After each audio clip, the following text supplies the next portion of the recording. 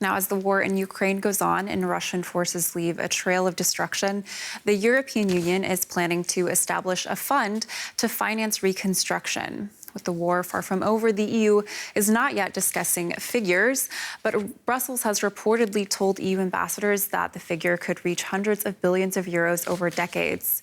So far, support for Ukraine has been distributed unevenly. That's according to new data from the Kiel Institute for the World Economy.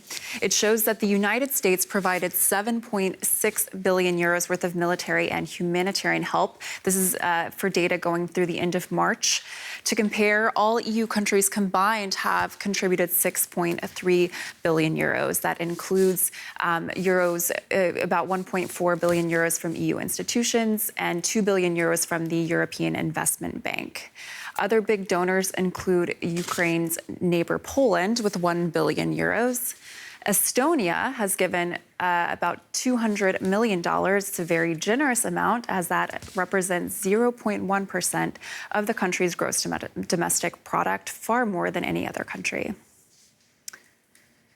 Now, Maria Demertzis is the deputy director at the Bruegel think tank. She joins me now.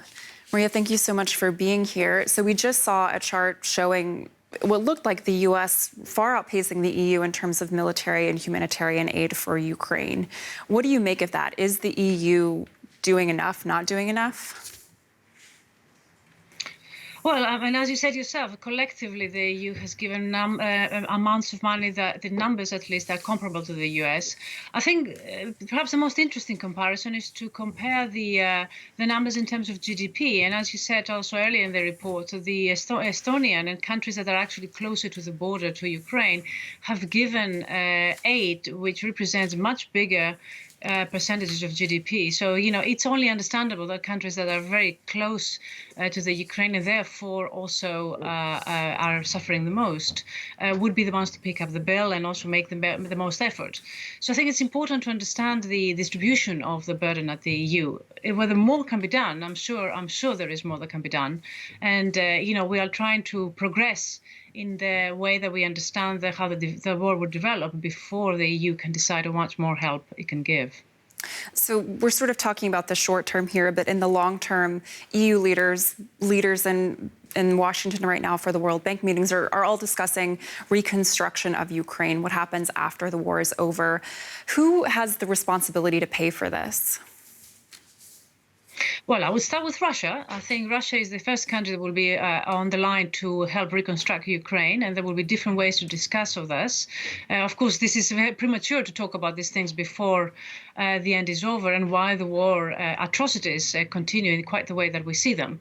Let's start with the numbers. There's a few estimates out there in terms of what it will cost. And again, these are for rough estimates because obviously the number will increase as the war continues. And we are hoping for a quick ending to the war. But in the first estimates that are coming in are talking of destruction to amount of between 200 and 500 billion in the current war, depending on when the war ends.